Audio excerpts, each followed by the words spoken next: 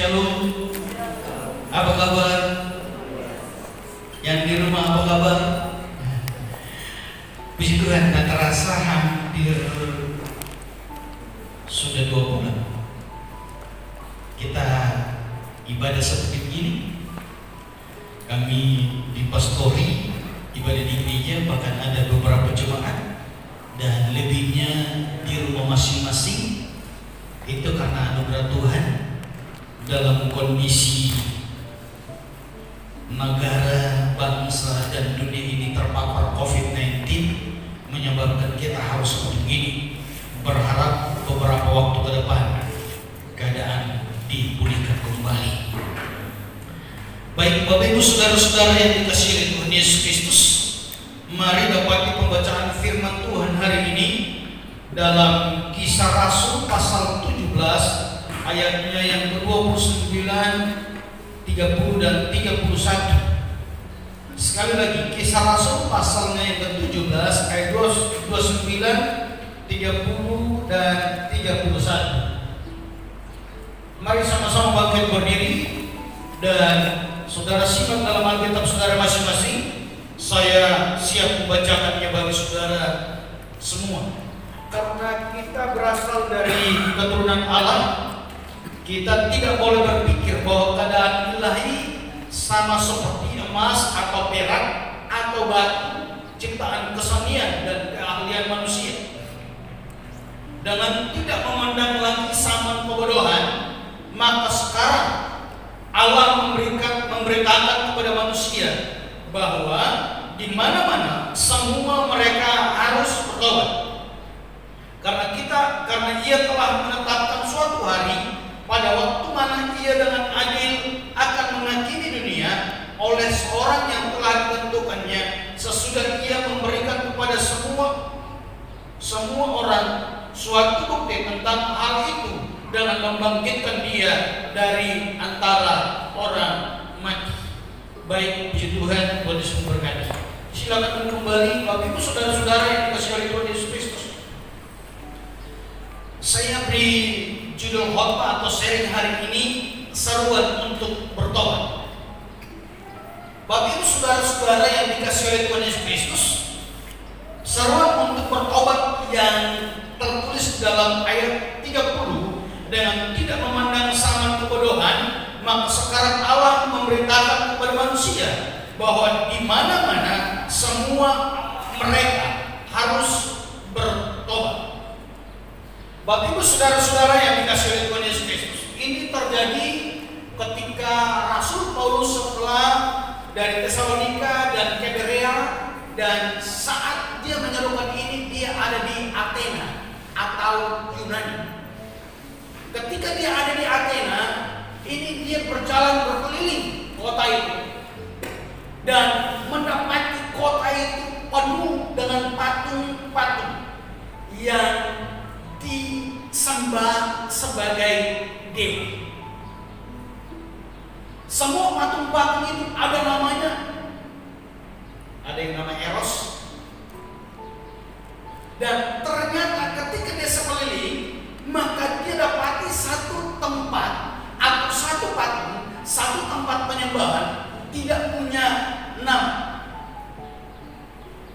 Tidak punya nama. Ketika saya belajar tentang sejarah atau dari sebuah sumber, maka kenapa patung atau sesembahan itu tidak punya nama? Karena waktu sebelum Paulus ke sana ada sebuah wabah yang terjadi.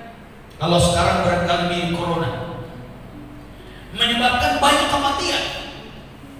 Karena menyebabkan banyak kematian, maka mereka sudah datang kepada satu dewa, kepada dewa yang lain, tetapi kesembuhan tidak ada. Maka mereka bersepakat, siapa tahu ada dewa lain yang mampu menyembuhkan, bukan dewa-dewa ini saja. Maka mereka dengan sepakat mempersembahkan korban dan berseru, jika ada dewa lain yang mampu menyembuhkan penyakit ini, maka sembuhkanlah kami.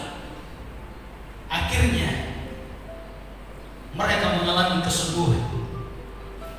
Tetapi sayangnya orang Athena atau orang Yunani tidak tahu nama dewa itu.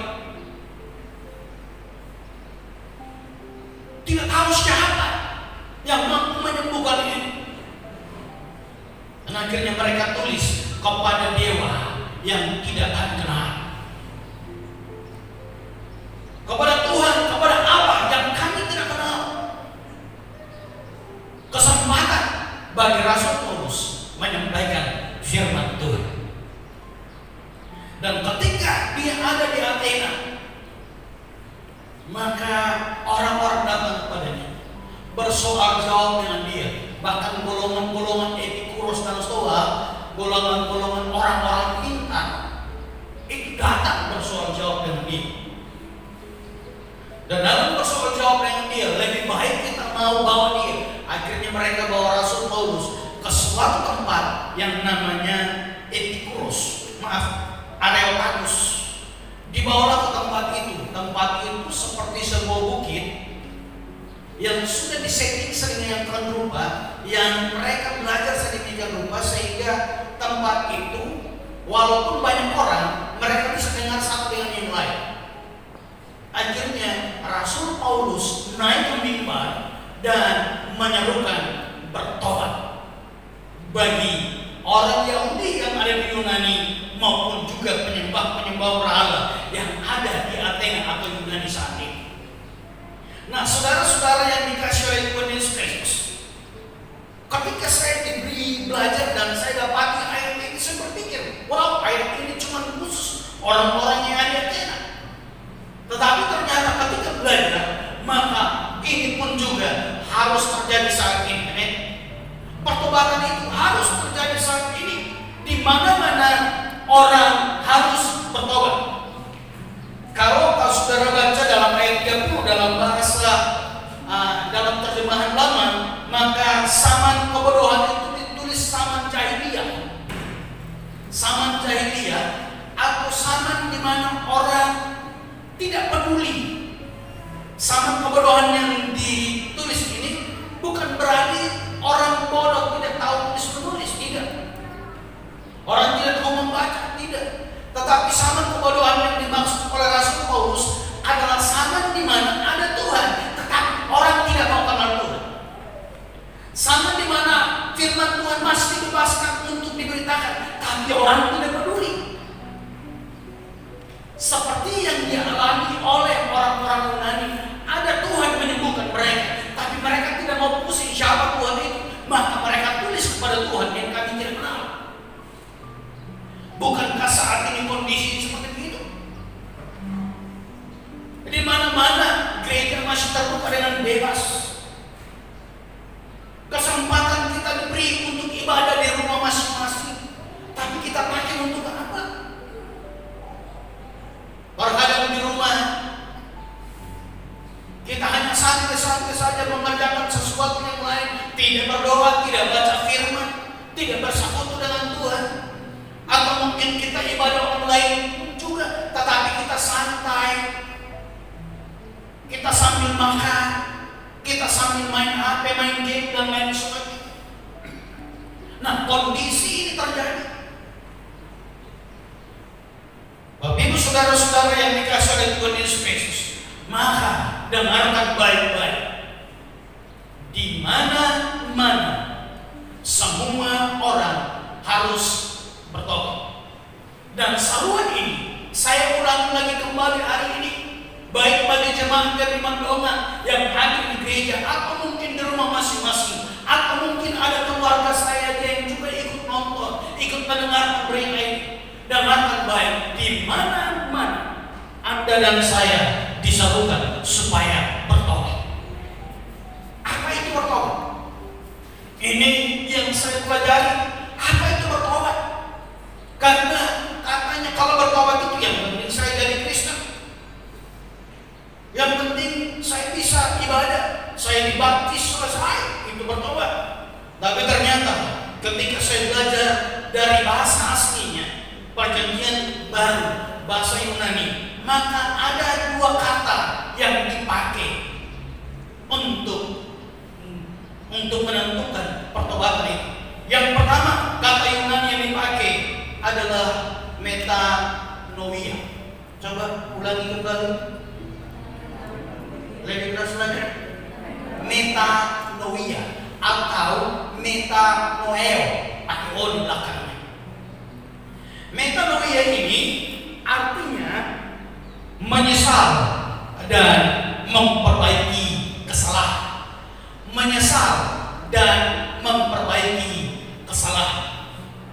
Bapak Ibu saudara-saudara yang dikasihi oleh Tuhan Yesus Kristus, menyesal dan memperbaiki kesalahan ini saya dapat mengambil contoh dalam Lukas pasal yang ke-15 ayat 11 sampai 32. Lukas pasal 15 ayat 11 sampai 32. Ini cerita tentang anak yang terhilang. Bapak Ibu saudara-saudara, anak bungsu mengambil harta bagiannya dan dia pergi. Dia berpesta pora dan singkat cerita dia mengalami kesusahan. Dia mencari pekerjaan tapi tidak mendapat. Teman-temannya yang dulu dekat dengan dia meninggalkan dia. Dia susah makan. Akhirnya dia mendapatkan pekerjaan sebagai penjaga ternak babi. Barangkali kalau saat ini Ibu Yohanes Kamban dan juga Pak Agustinus Mandan pelihara babi, akhirnya ambil dia jadi karyawan. Kalau sekarang pemelihara babi ambil makanan KFC, ambil makanan di mana-mana. Saya pernah dapat, wow, daging ayam masih ulat-ulat sudah dibuang, diambil dimasakkan lagi untuk babi. Tapi yang lucunya, anak bungsu ini minta makan dari makanan babi, tapi baca baik-baik, tidak dikasih. Wow. Dan ketika dia tidak dikasih, dia menyesal. Ketika dia menyesal, maka dia memperbaiki kelakuannya. Dia memperbaiki kelakuannya. Ternyata Bapak Ibu saudara-saudara, barangkali saudara pernah dengar melalui khotbah saya bahwa yang ternyata yang hilang itu bukan cuma anak bungsu, tapi anak yang sulung pun ikut terhilang. Coba bayangkan dia ada di rumah, dia tinggal sama papa mamanya, dia punya karyawan, tetapi ternyata dia terhilang. Semua kekayaan bapaknya dia tidak nikmati, padahal memang itu bagiannya. Ini ada dalam gereja, anak ini ada dalam rumah, anak ini ada dalam persekutuan, tetapi ternyata dia tidak menikmati anugerah Tuhan, dia tidak menikmati damai sejahtera, dia tidak menikmati kesembuhan, dia tidak menikmati kelimpahan-kelimpahan yang ayahnya berikan. Bapak Ibu saudara-saudara yang dikasihi oleh Tuhan Yesus Kristus, ketika mulai ibadah online, kami berdoa terus di pastori, Tuhan berkati jemaatmu dan juga berkati kami di pastori. Saudara, anugerah Tuhan melimpah. Anugerah Tuhan melimpah. Selain jemaat membawakan kami berkat di pastori, ada yang kirim beras dari Tuna tanpa diminta. Ada yang kirim uang dari Papua untuk beli beras. Ada yang kirim daging ayam. Tidak pernah kami minta. Kenapa? Karena kita ada dalam golongan orang-orang percaya yang seharusnya menikmati berkat-berkat Tuhan. Amin. Tetapi sayangnya anak sulung ada dalam rumah, tetapi dia tidak menikmati. Artinya anak sulung pun juga ikut terhilang. Kalau saudara baca dalam 2 Timotius pasal 1 ayat 3 sampai 2 Timotius pasal 3 ayat 1 sampai 5, maka ternyata di sana ada banyak orang dalam gereja. Ayat 5 sesungguhnya mereka melakukan ibadah, tetapi mereka memungkiri kekuatan mereka. Mereka jadi pemberontak, pemfitnah. Mereka jadi orang yang suka iri hati. Mereka menjadi orang yang tidak menghormati orang tua. Mereka menjadi orang yang pembenci dan lain sebagainya. Dan ternyata itu juga ada dalam gereja. Maka dengan baik, tidak memandang sama-sama yang baru lagi. Hari ini, jika engkau dapati dirimu masih seperti yang dilakukan oleh jemaat yang ditulis oleh Timotius pasal 3 ayat 1 sampai 5, maka ternyata engkau anak sulung. tetapi engkau sementara terhina, engkau sementara berdosa, engkau sementara jauh dari Tuhan, maka engkau harus menyesal dan memperbaiki itu kembali, supaya kita ada dalam rumah Tuhan dan juga ikut menikmati anugerah Tuhan yang melimpah atas hidup. Amin. Amin. Yang kedua, yang ingin saya bagikan bagi saudara hari ini, itu dalam bahasa Yunaninya epistrepho. Coba diulang. Epistrepho. Epistrepho ini artinya, kalau tadi dia menyesal dan memperbaiki, ini lebih tegas lagi. Kembali atau berpaling. Kembali atau berpaling. Matius pasal 18 ayat 3.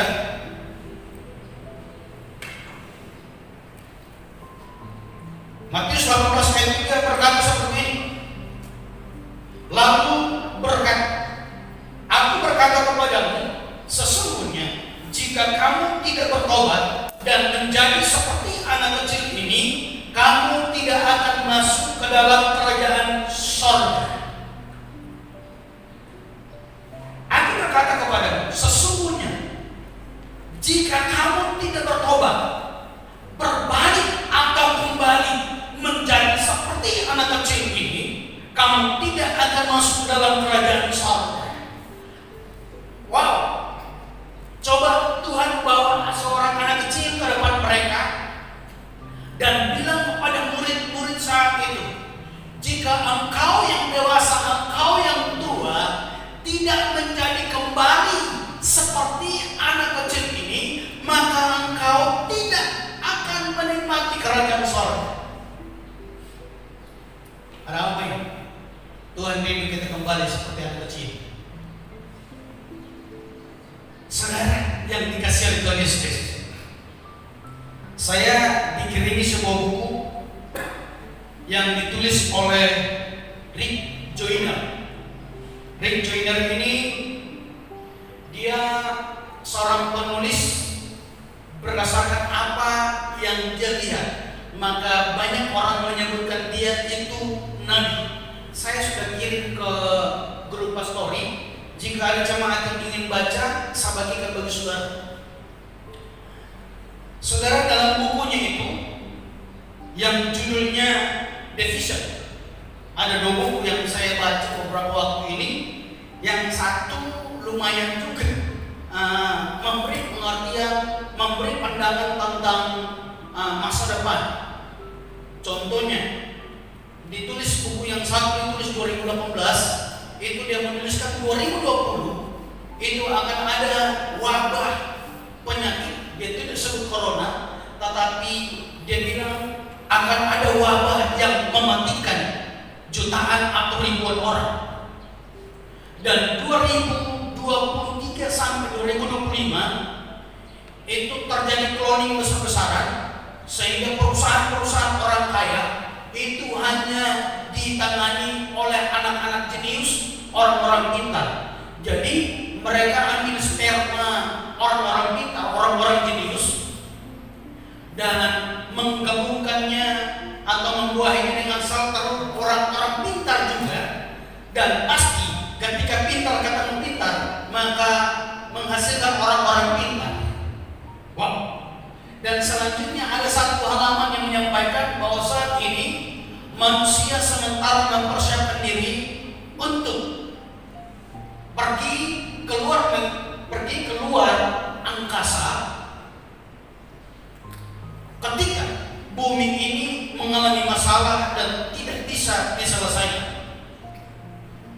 Nah, ketika saya baca buku dari Rick Joyner, dia berkata seperti ini dalam sebuah penglihatan. Dia bilang begini, aku melihat pasukan neraka itu visi demi visi atau kelompok demi kelompok itu sementara dilepaskan ke bumi. Dilepaskan ke bumi. Pasukan ini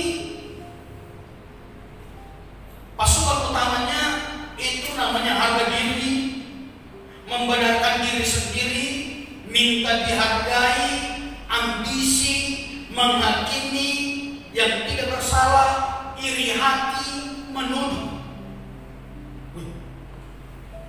Jadi pasukan-pasukan ini berupa roh jahat yang dilepaskan.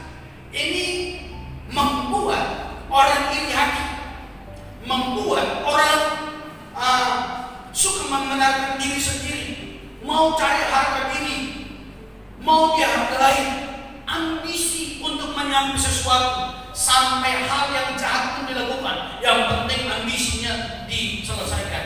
Mulai menuduh.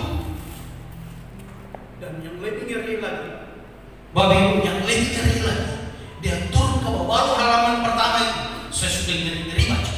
Sementara buku itu 200 lebih halaman. Ke bawahnya dia bilang begini, pasukan-pasukan ini ternyata tidak menunggangi kuda, tetapi menunggangi orang-orang Kristen. Sekali lagi, pasukan-pasukan ini ternyata bukan menunggangi kuda seperti Wahyu pasal 6, tetapi mereka menunggangi orang-orang Kristen. Dengan demikian, maka coba saudara perhatikan saat ini. Dan sasaran utamanya adalah gereja, pemimpin-pemimpin gereja. Selanjutnya, satu gereja dengan gereja lain. Selanjutnya, gembala dan jemaat. Selanjutnya, jemaat dengan jemaat. Selanjutnya, rumah tangga. Dan selanjutnya, suami dan istri, anak dan orang tua, anak dan anak. Saya teringat beberapa waktu tahun lalu ada sebuah berita tersebar melalui pimpinan saya waktu itu disampaikan. Dia bilang begini, pada satu kali ketika seorang pendeta sementara dalam perjalanan menuju ke tempat lain, dan dalam perjalanan itu kalau biasa mempergunakan pesawat layang berarti tidak dikasih makanan. Tapi kalau pesawatnya berupa Garuda, Sriwijaya, Batik, itu terkadang dikasih makanan. Apalagi kalau jalan jauh dikasih makanan. Nah saudara, ketika dalam perjalanan itu pendeta ini duduk sama seorang di sampingnya yang tekun sekali membaca. Dan akhirnya ketika dia senang mau berteman dengan teman yang di sampingnya, dia kasih gula-gula, tapi yang di sampingnya menolak. Akhirnya jam makan tiba, dibawalah makanan, dikasih ke dia juga menolak. Dikasih minum, dia menolak. Akhirnya pendeta ini iseng bertanya, kenapa tidak makan dan tidak minum? Dia bilang, saya sementara puasa. Bapak pendeta di gereja mana? Karena kalau dia muslim berarti ada musim puasanya, ya kan? Kecuali dia mau tebus berarti Senin Kamis. Tetapi dia bukan ciri-ciri orang muslim. Dia bilang, saya sementara puasa. Saya bukan dari gereja mana-mana, tapi saya dari gereja setan. Wah, kok gereja setan berpuasa? Ya, supaya apa? Cek satu. Supaya apa? Gembala dengan gembala berkelahi, gereja dengan gereja berkelahi. Supaya apa? Gembala dan jemaat berkelahi. Supaya apa? Rumah tangga berantakan.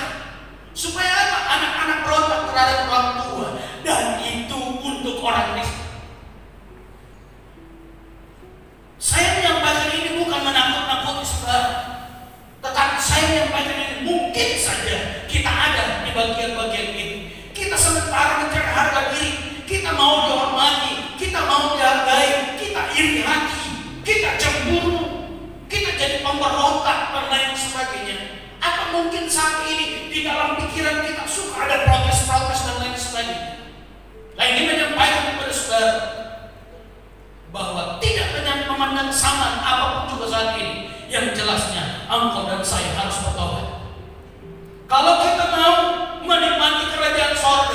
maka kita harus bertobat, dan bertobatnya itu kembali seperti anak-anak.